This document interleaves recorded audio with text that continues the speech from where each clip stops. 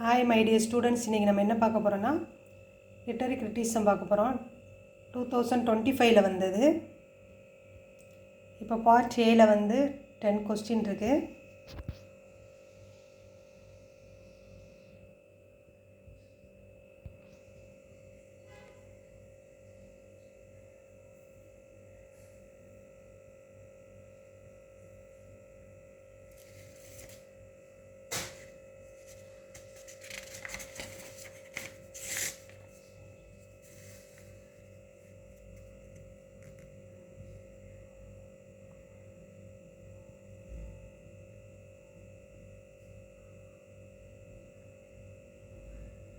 அடுத்த பார்ட் பியில்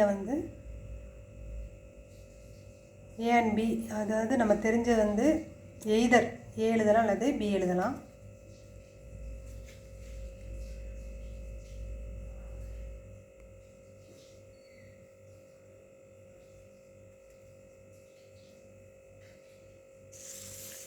அடுத்து பார்ட் சி பார்க்குறோம்.